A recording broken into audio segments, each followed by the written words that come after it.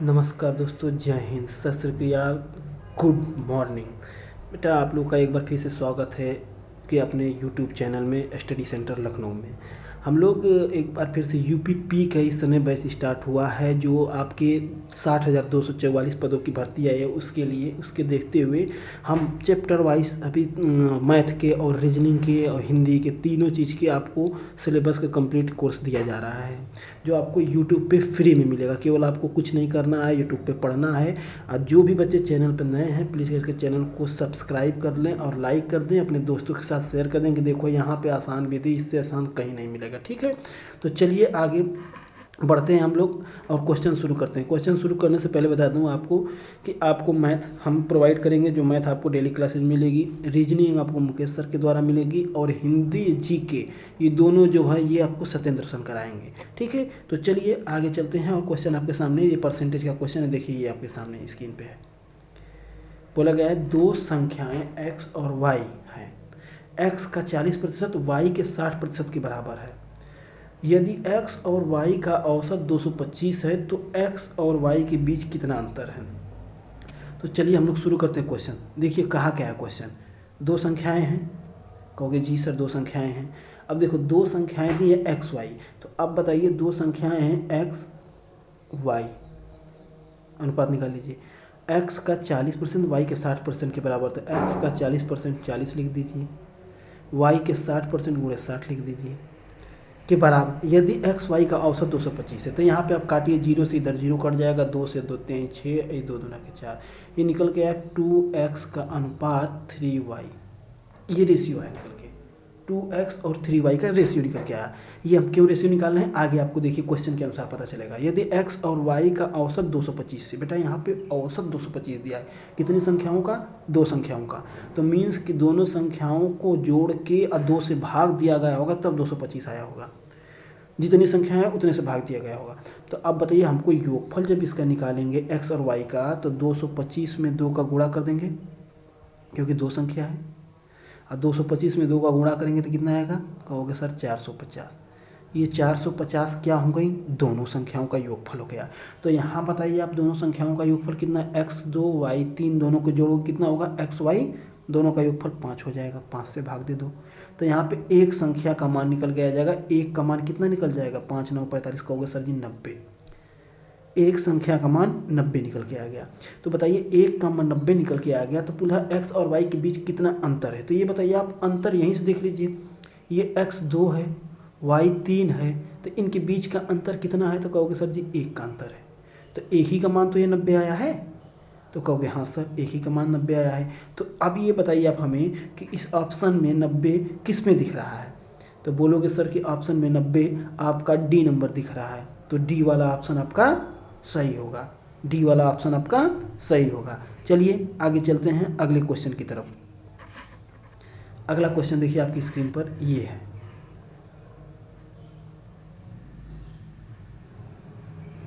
बोला गया है ए बी सी तीन धनात्मक संख्या है, इस प्रकार है कि ए बी का 70% और बी सी का 40% है।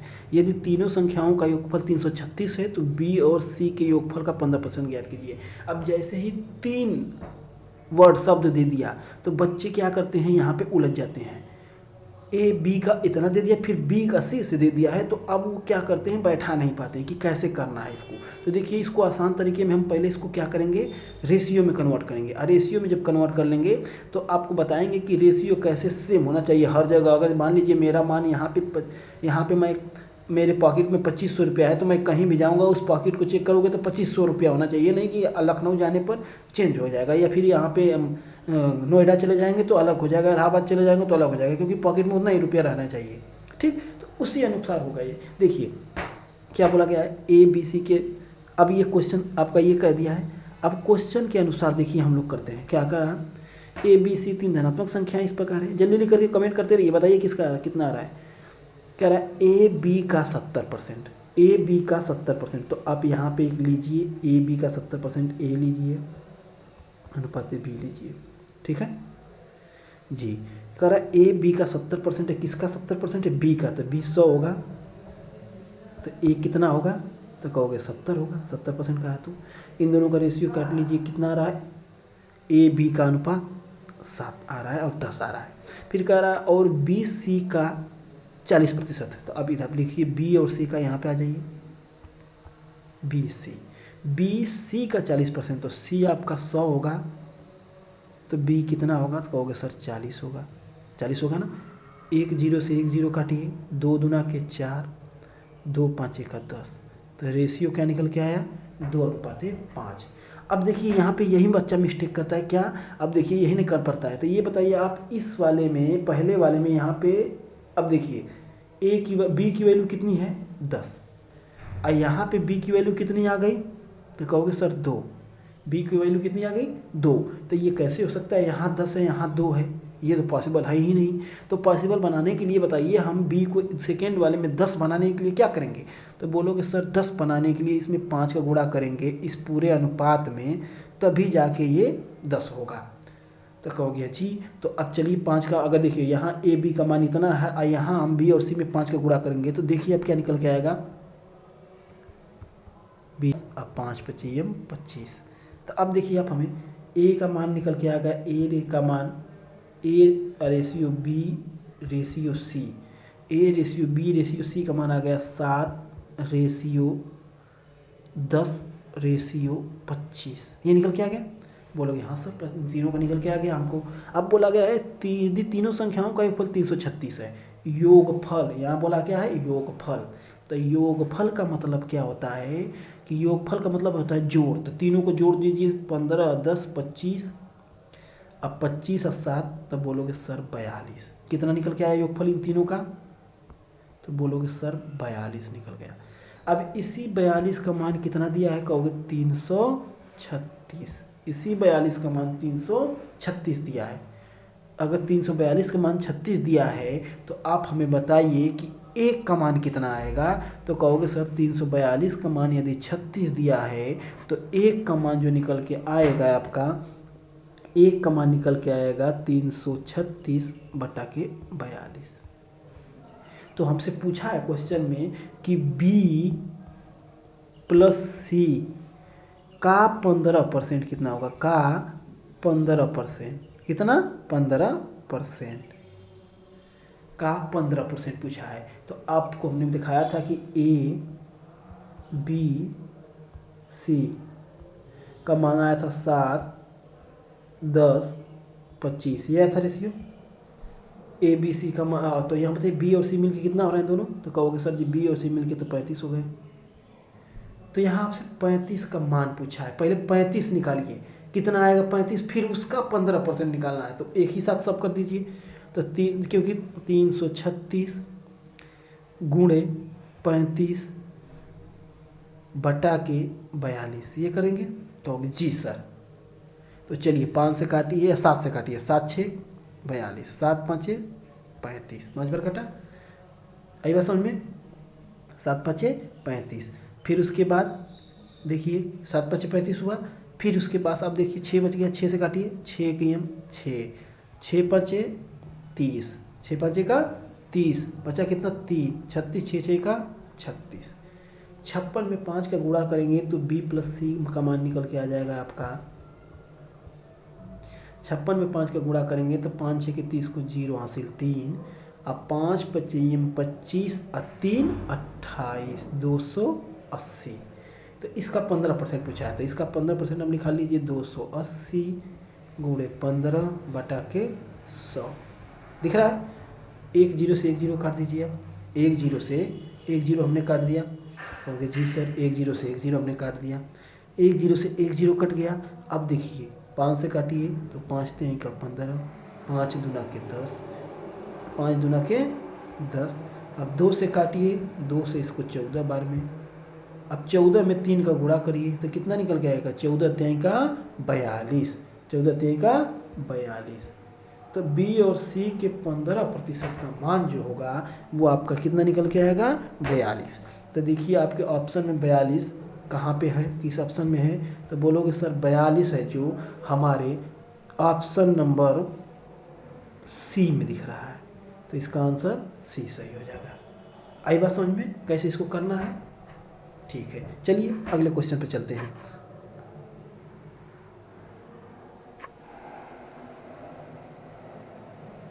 चलिए अगले क्वेश्चन पर चलते हैं, ठीक है। चलिए अगला क्वेश्चन है आपके स्क्रीन पर, ये देखिए। ये कई बार क्वेश्चन, हर कोई भी एग्जाम ऐसा नहीं बचा है जिसमें क्वेश्चन आया ना हो। ये कोई भी एग्जाम अब तक ऐसा नहीं बचा है जिसमें ये क्वेश्चन आया ही ना हो। कोई भी एग्जाम हो या कोई भी एग्जाम हो, ये सब एग्जामों में ये क्वेश्चन आया हुआ है। देखिए क्वेश्चन क्या बोल रहा है। एक विद्यार्थी को एक परीक्षा में उत्तीर्ण होने के लिए 36% अंक चाहिए थे और वह 24% लेके आया तथा वह 130 अंकों से फेल हो गया। अनुत्तीर्ण मतलब फेल हो गया। तो उत्तीर्ण मार्क्स कितने अंक उसको मिलता तो वो पास हो जाता। तो ये देखिए आप, ये क्वेश्चन क्या बोला गया उसके अनुसार हम करेंगे, ठीक है। क्वेश्चन के अनुसार हम करेंगे। देखिए बोला गया है एक विद्यार्थी को परीक्षित उत्तीर्ण होने के लिए 36% अंक की जरूरत थी।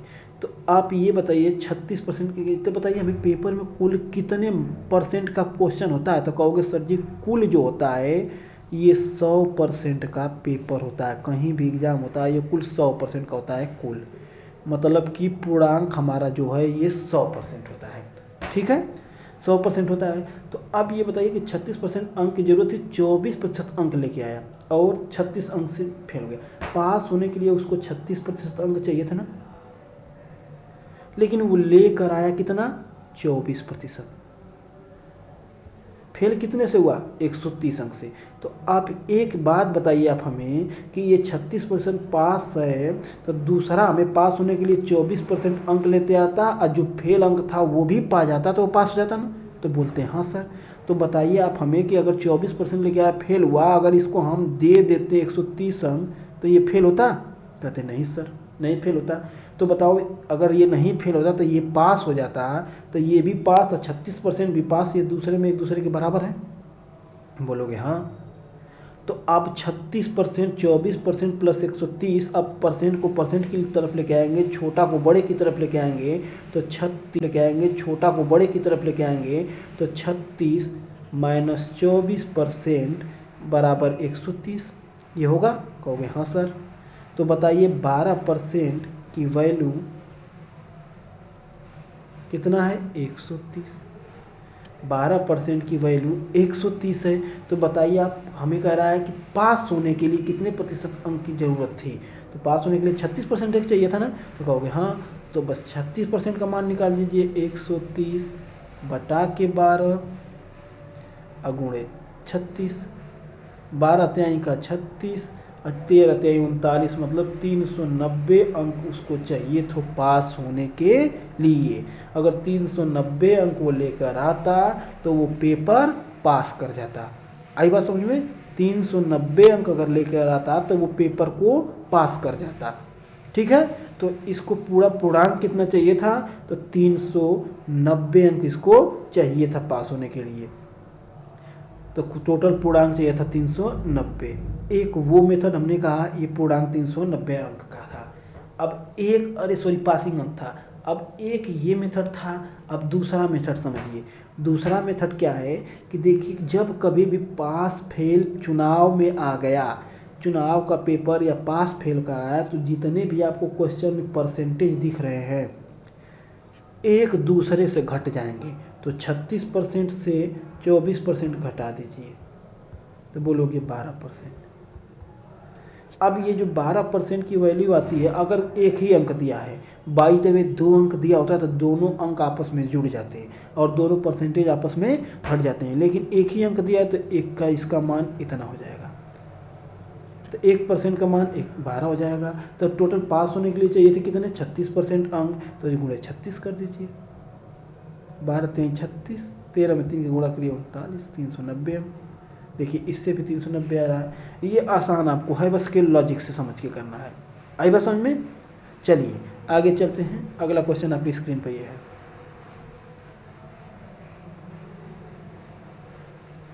स्टूडेंट का 20% एक छात्र ने 20% अंक प्राप्त किए और वह 30 अंक से अनुत्तीर्ण मतलब फेल हो गया। 30 अंक से फेल हो गया। दूसरे छात्र ने 32% अंक प्राप्त किए और उत्तीर्ण से 42 अंक ज़्यादा लाया।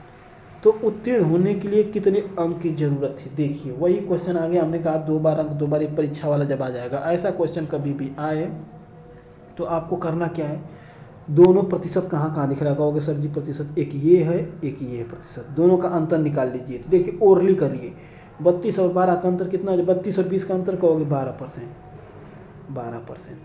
और इन दोनों को आपस में जोड़ लीजिए अंक को, 42 और 30 कितना होगा, तो बोलोगे सर 72 होगा। तो 1% का मान निकालो, तो कहोगे 12 6 72, 6 आएगा। बोला गया है कि उत्तीर्ण होने के लिए कितने अंक की जरूरत थी। अगर यहाँ पूछता कि कुल कितने अंक का पेपर था या पूर्णांक कितना था, अगर पूर्णांक पूछता तो आप जानते हैं पूर्णांक 100% होता है, तो इसमें 100 का गुणा कर देते, तो 600 अंक का कुल पेपर होता है। 600 अंक का कुल पेपर, जिसको हम लोग क्या बोलते हैं, पूर्णांक। कुल 600 अंक का पेपर होता है, पूर्णांक होता है। लेकिन उसने कहा कि पास होने के लिए कितने अंक की जरूरत थी, तो आप किसी भी इससे निकाल लेते। देखिए अगर 1% का मान 6 आया है, तो आप बताइए पास होने के लिए कितने परसेंट की जरूरत थी। तो यहाँ पे पाया है, यहाँ पे बंदा पाया है, अब देखिए यहाँ पे ये बंदा पाया है,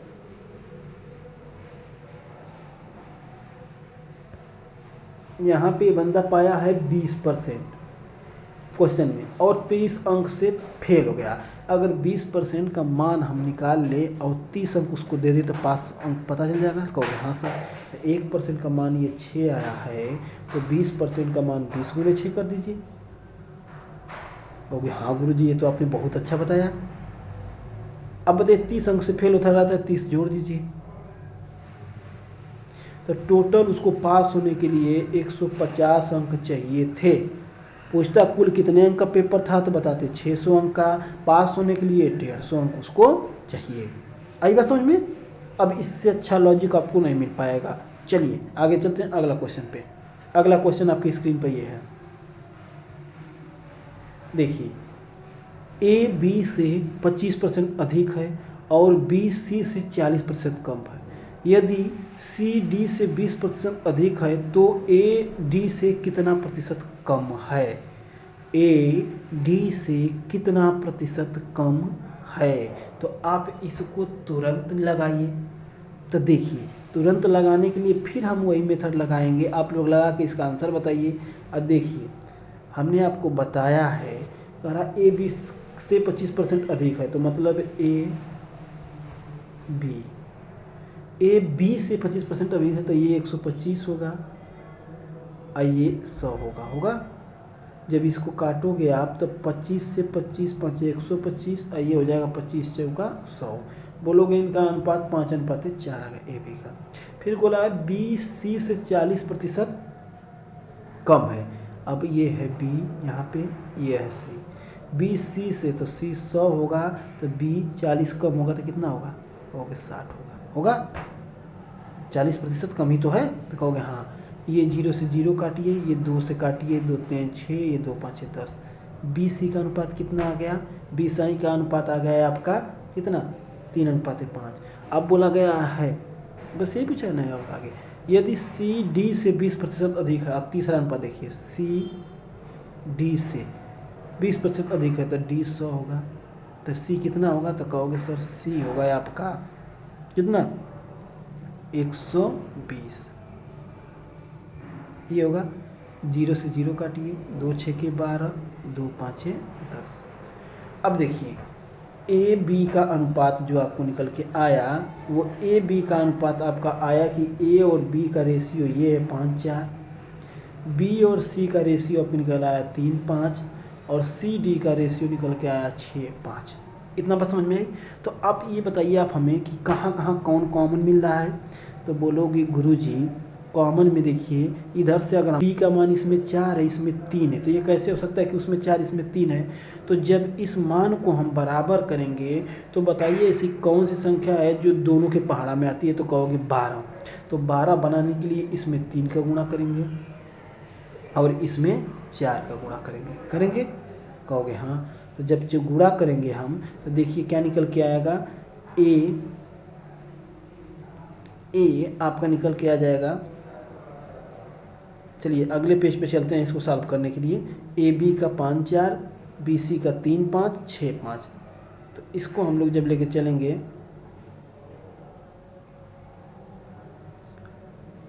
चलिए यहीं पे निकाल लेते हैं। तो गुणा कीजिए, 3 5 15, ए का मान, 3 चौको 12, बी का मान। अब देखिए यहाँ भी 4 से जब गुणा करें तो 4 3 12, ये हो जाएगा 4 3 का 12, और ये 4 पंचे 20। तो मतलब यहाँ पे क्या निकल के आ जाएगा, 20 निकल के आ जाएगा। और इस तरह से आप बराबर करोगे तीनों रेशियो में तो मान आप गलत निकालोगे। जब इस तरह से बात दो ही रेशियो में केवल ये गुणा करके निकाला जाता है, जैसे ही आप तीनों रेशियो में सोचोगे कर ले हम, तो जब यहाँ गुणा करोगे तो 4 3 12, 4 5 20, यहाँ सी 20 हो जाएगा, यहाँ सी 6 रहेगा। अब इसको बराबर करोगे तो बहुत लंबा ऊपर चले जाओगे, होगा लेकिन बहुत ऊपर हो जाएगी लंबा। तो इसको करने के लिए हम सीक्वेंस में करते हैं। कैसे, देखिए कैसे करते हैं। 5 4 इनका रेशियो का अनुपात है जो, वो क्या क्या है। अब देखिए इन दोनों के रेशियो का अनुपात है 5 4, उसके बाद 3 5, और उसके बाद 6 5, यही रेशियो का अनुपात है। अब इसको जब हम लेंगे अगले पेज पे देखिए, तो इनका आया है कि ए और बी का अनुपात था जो, इस लिखिए सामने, ए अनुपात बी, ए अनुपात बी का मान कितना है, तो कहोगे सर 5 और 4, तो 5 संबंधे 4 है, 5 संबंधे 4 है। बी और सी का मान कितना है, तो बी के सामने बी लिखिए, 3 अनुपात 5। फिर कहोगे आप ए बी सी निकालना है हमको ना, ए बी सी और डी, डी तक है। फिर बोला गया है तीसरा कितना अनुपात है, तो कहोगे सर 6 अनुपात 5 था, ये था अनुपात। अब इसको जब ए बी सी डी चारों का अनुपात निकालोगे, तो इधर बताइए ऊपर 2 अंक खाली है ना, तो ये 2 अंक में ये जो लास्ट में संख्या थी यही दोनों अंक को कवर कर लेगा। इसके लाइन में 1 खाली है दूसरे वाले में, तो इधर पीछे तो 5 यहाँ आ जाएगा। इधर देखिए आप 3 के आगे 1 खाली है तो 3 यही आ जाएगा। इस नीचे सबसे नीचे वाला में दोनों जगह खाली है 6 आ जाएगा। अब इन सब का आपस में गुणा जब कर लेंगे तो ए बी सी डी सब का अनुपात निकल के आ जाएगा। तो ये हो जाएगा 15 6 की 90, और ये हो जाएगा 4 3 12 6 72, ये 20 20 6 का 120, 25 चौका 100 इसका हो जाएगा। ठीक है। अब देखिए कटने वाली क्या संख्या है, सबको काट दीजिए आप। तो कहोगे सर 5 से 3 से 4 से 4 से ये सब कटेंगे, ये नहीं कटेगा, 2 से काटेंगे, 5 से काटेंगे नहीं, 2 से काटेंगे, ये 45, ये 36, ये 120 का 2 से काटेंगे तो 60, और ये आपका आ जाएगा 50। अब कोई कटने वाली संख्या है तो बोलोगे नहीं सर 2 से ये नहीं कटेगा, 3 से ये कटेगा तो ये नहीं कटेगा, 5 से ये कटेगा तो ये नहीं कटेगा, ये निकल के आप पे आ गया ए बी सी डी, ये निकल के आ गया ए बी सी डी, ये सब निकल के आ गया आपका ए बी सी डी। 45 36 60 50, ये निकल के आ गया आपका 45 36 60 50। तो अब ये बताइए आप हमें 45 36 60 50 निकल के आ गया। तो अब ये क्वेश्चन में पूछा क्या है, देखिए क्वेश्चन, अब क्वेश्चन पूछा है तो ए डी से कितना प्रतिशत कम है, ए डी से कितना प्रतिशत कम है। तो आप ये चीज़ देखिए कि ए का मान जो आपका आया था, ये ए का मान कितना आया था, तो बोलोगे sir ji A B C D, A B C D का मान जो आया था आपका 45 36, उसके बाद 60, उसके बाद 50। कह रहा है ना कि ए, तो ए डी से, किससे, डी से, तो डी ये है, ए कितना कम है इससे, तो कहोगे सर जी 5 का अंतर आ रहा है। तो 5 50 का कितना परसेंट है, 100, 25 50 दुना के 100, 5 दुना के 10, तो कितना निकल के आया, 10% कम है। तो 10% आपको ऑप्शन किस में दिख रहा है, तो बोलोगे सर जी 10% जो ऑप्शन दिख रहा है वो आपका ए नंबर, तो ऑप्शन नंबर ए सही हो जाएगा आपका, ऑप्शन नंबर ए आपका सही होगा। आई बात समझ में। चलिए अगले क्वेश्चन पे चलते हैं। क्वेश्चन नंबर ये देखिए, देखिए एकदम सेम डिट्टो वही क्वेश्चन है, नथिंग चेंज, कोई चेंज नहीं है। देखिए क्वेश्चन क्या है, एक विद्यार्थी को एक परीक्षा में उत्तीर्ण होने के लिए 42% अंक की जरूरत थी और वह 28% अंक लेके आया तथा वह 28 अंक से अनुत्तीर्ण हो गया, फेल हो गया, तो उत्तीर्ण अंक कितने थे, उत्तीर्ण अंक कितने थे। तो चलिए देखिए 28 जोड़ेंगे आप तो फिर वही निकल के आएगा 84, फिर वही 84 निकल के आएगा। तो आप जिससे भी निकालेंगे आंसर वही आना है, ठीक है। चलिए अगला क्वेश्चन पर चलते हैं। अगला क्वेश्चन आपके है,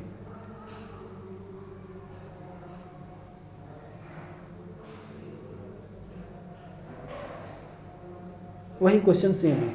एक छात्र ने 20% अंक प्राप्त किया और 30 अंक से अनुत्तीर्ण हो गया। तो देखिए अब जल्दी से करिए इसको।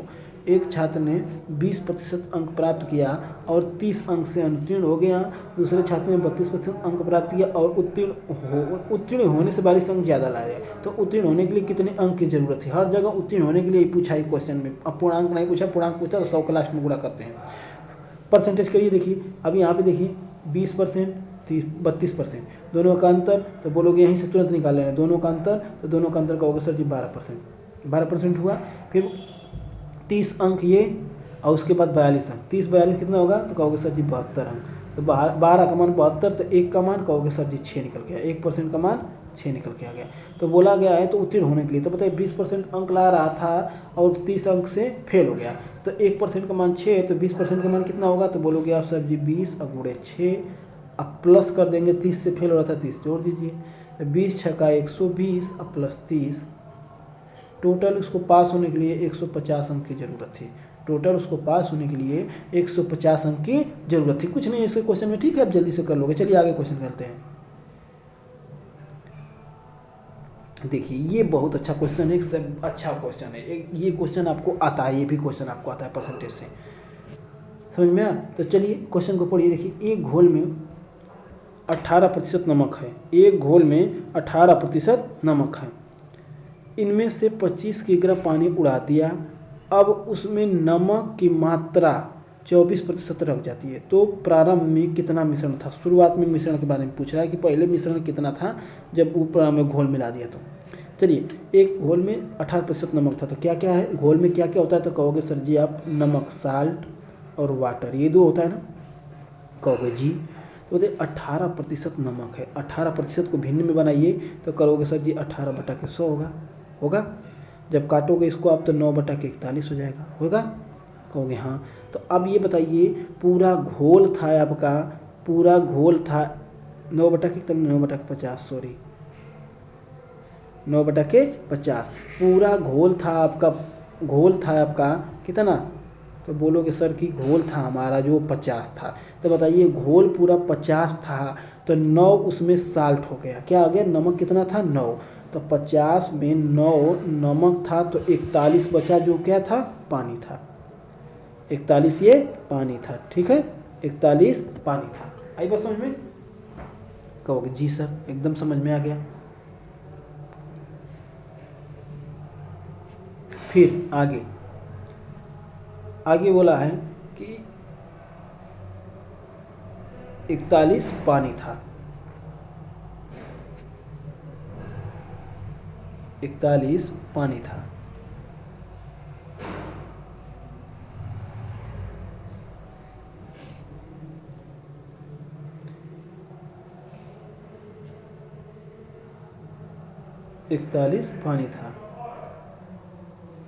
ठीक है।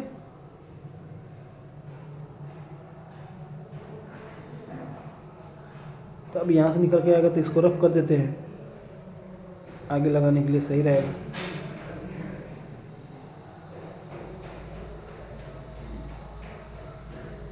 इकतालीस पानी था, इतनी बात समझ में आई।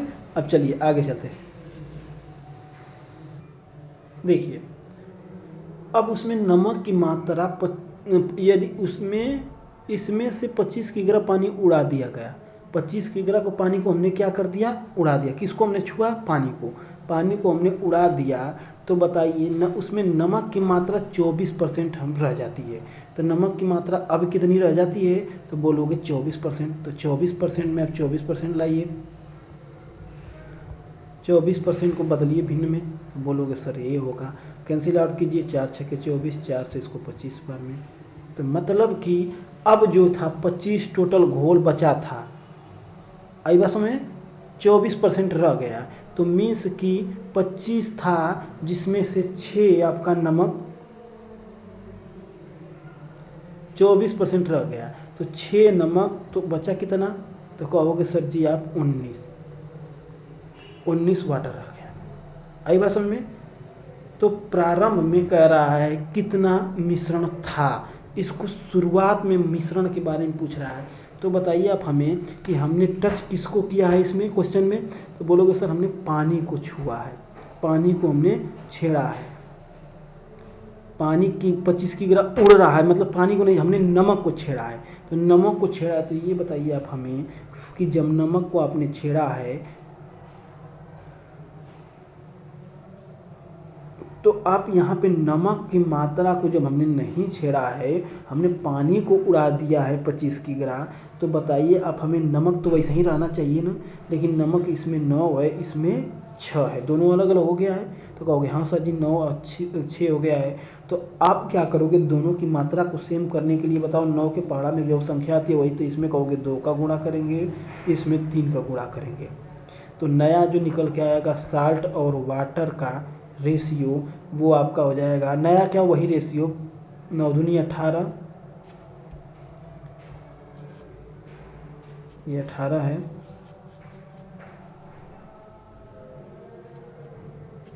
9 दूना 18, और ये हो जाएगा 42, 18:42।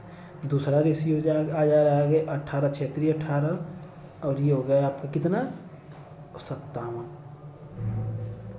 अब ये बताइए आप हमें, नमक तो सेम 18 हुआ, ये 42 से 57 हो जा रहा है, 42 से 57 हो जा रहा है क्या? तो कहोगे सर जी कि पानी 42 था पहले, अब ये 57 अनुपात हो गया, तो कितने का डिफरेंस आया? तो बोलोगे सर जी डिफरेंस जो आया है अब वो निकल के आया है हमारा 8 और 7 15 का। ये 15 का डिफरेंस निकल के आया क्यों? तो बोलोगे सर जी 25 लीटर पानी हमने उड़ाया इसी वजह से। तो 15 का मान 25, 15 का मान